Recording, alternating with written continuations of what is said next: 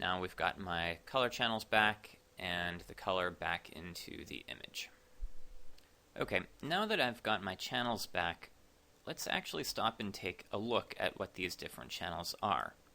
I'm actually going to begin by zooming into this image a little bit so that we can see the face tones and also some of this background color is a little more prominent. Okay, so we've got our color image over here, we've got the color channels over here. Let's take a look at one of these color channels in particular. Let's say the red channel. If you click on the red, you notice that the image is not all red. It is a black and white image. Same thing with any of the other channels. And in fact, they're all a little bit different. Why is it that we have a color image that is made up of black and white images? Well, let me explain that briefly. Think about your camera's sensor for a moment. Most of us have either CCD sensors or CMOS sensors, which work like this. There is a layer of receptors, and all of these receptors are exactly the same. All they record is brightness or darkness. If you have a lot of light coming in, that's a lot of energy, so it records it as a bright value. Of course, if there's not much light coming in, not enough energy really to trigger it, then it will be recorded as black. So how do you make a whole bunch of black and white receptors make a color image? Well, you put this little layer of filters over the top of it, and each filter corresponds with one receptor underneath.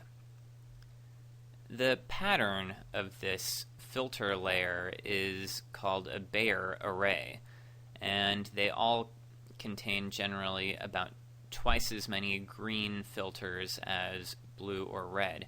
So you'll find that usually the green channel in all of your photos, incidentally, has a lot more information in it, or at least a lot more detail than the red or the blue. But anyway, so basically with a green filter, for example, over the top of a receptor, that green filter is going to block out all of the wavelengths of light except for green. So the collection of green receptors is basically a black and white photo with a green filter over the top of it, and that gets translated into a green filtered black and white image. If you have ever shot with black and white film and have used color filters, this will make a lot of sense to you. You'll know that if you took a picture with a red filter, then the blues in the sky, just like the blues here in this picture, the blues get darker. And similarly, if you shoot with a blue filter, the skin tones get quite dark. So you have your black and white photo taken with a red filter, one with a green filter, and one with a blue filter, but they're still black and white photos, and the software then adds the color to them and combines them into a color image, as you can see here. So how is that information useful to us? Well, by knowing that each color image is made up of multiple different black and white images, we know that we can go to the channels palette and have access to a variety of different black and white images. So, for example, suppose I look at the red channel. This one gives me nice contrast between the ball and the background, and it gives me bright skin tones, although not a ton of detail in the skin. Whereas the blue gives me sort of dark, ugly skin tones and not much contrast between the ball and the background. So suppose I click on the red channel and think back to the last black and white conversion method that we looked at, which was going up to the image menu, clicking on mode, and clicking on grayscale. This time, instead of saying discard color information, it says discard other channels. Basically, we are extracting the red channel and just discarding the green and blue this time. So here, finally, we have a method of black and white conversion that gives us at least a little bit of control over how our colors are translated into black and white tones. It's not a whole lot of control. We're really only getting a choice between 3 different black and white photos, but that's a lot more than we have had in the past. But suppose we want more control than that, and we do. Let me begin by going back to our color image. Okay, and I'm going to look at the complete RGB image, and I'm going to go back to the layers palette. Actually, I'll go back to the channels palette just for a moment.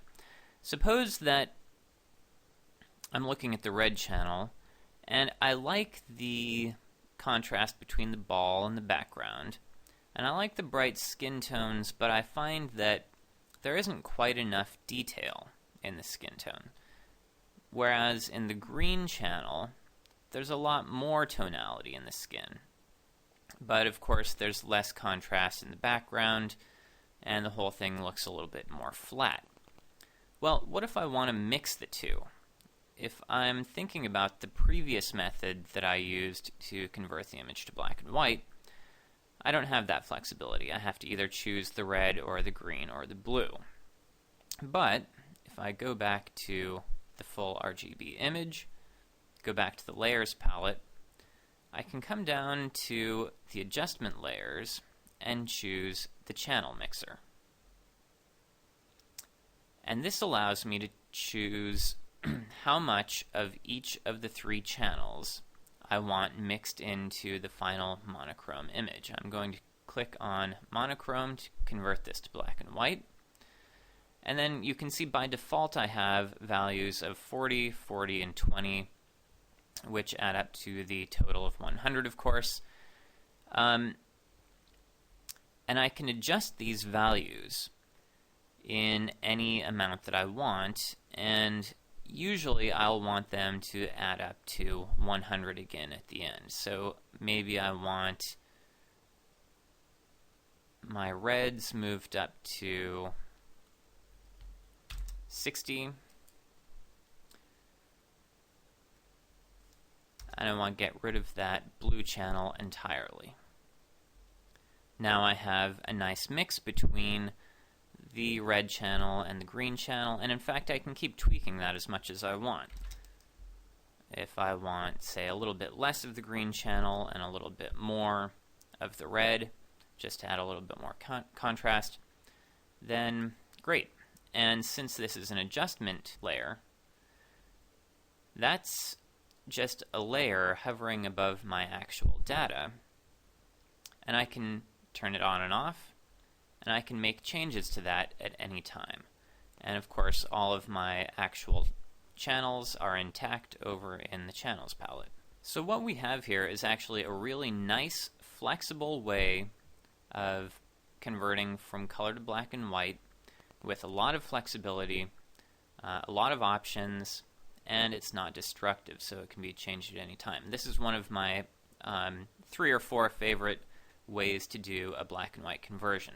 For the moment, though, I'm going to delete that adjustment layer, and as long as we're here playing around in the layers palette, I'm just going to show you one quick and ugly way that we've already looked at, but this is just a slightly different way to do it. If you want to convert this image to black and white, you can also go into the hue saturation adjustment layer and just desaturate. This is the same thing as going up to image, adjustments, desaturate, which was the first thing that we looked at. But I thought I'd just, for the sake of thoroughness, take a look at it here as well. Okay, back to the layers palette. I'm going to delete this hue saturation layer. This time I'll do it by dragging it down to the little trash can, and we've got our color image back. As long as we're still talking about color channels, there is one more method of black and white conversion that I'd like to mention, because it also has to do with color channels, but it's a little bit different. So it's worth mentioning here. Let me go over to the channels palette, and as we've already seen, each one of these channels, the red, the green, and the blue, is essentially a black and white image. That means it shows the brightness values of the hues that are assigned to red, for example. So areas where there is a lot of red are bright. Areas where there is not much red are dark. And if we were using CMYK color, things would be sort of similar, except that the channels would be cyan, yellow, magenta, and black. But for each one, again, there would be luminance values for each channel. Let me go back to the RGB image here. Now, suppose that we went up here to the image menu, and instead of selecting RGB color, we display this as lab color. That is LAB, which is lightness plus the A and the B. The A and the B channels are actually color channels. So basically we've got the lightness and darkness separated out from the colors, which are stored in the A and the B channels. So here you see the black and white image, which is all of those lightness and darkness values. And the color channels by themselves just look kind of weird. They look a little bit like negatives, in fact. And there's the B. But you can select the lightness channel and go ahead and switch to grayscale and just pull out all of these lightness and darkness values.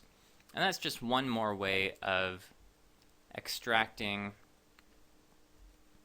a channel to get a further option for conversion. Now, again, there isn't a whole lot of flexibility involved, and this isn't something that we'll use very often, but it's good to know that it is another option available. Alright, I've just undone all of those changes we made. Now we're back to a standard RGB image and a single layer.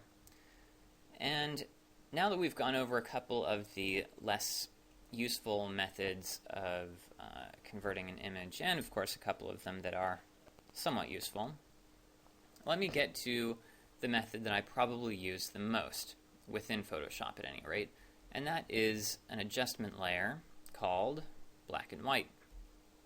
It's actually a lot like the channel mixer dialog that we saw before, and it does much of the same thing, but it does it with more flexibility. So, for example, if you'll remember, the area up around this upper left corner, this is kind of a reddish color. So if we want to brighten that up, we add more red. And of course the opposite is true with all of this blue stuff. If we want to darken that blue, we can just drop that down or brighten it. And you can do this sort of independently of all of the other channels, although if you make changes that are too dramatic, sometimes it'll leave you with ugly artifacts. And depending on what kind of image you are working with, for example, with portraits, sometimes you can add a little extra red to smooth out the skin, and yellow to brighten it. And all of this is, of course, since it's an adjustment layer, it's non-destructive. You can turn it on or off whenever you feel like. In addition, let me go up to those adjustments. There are defaults.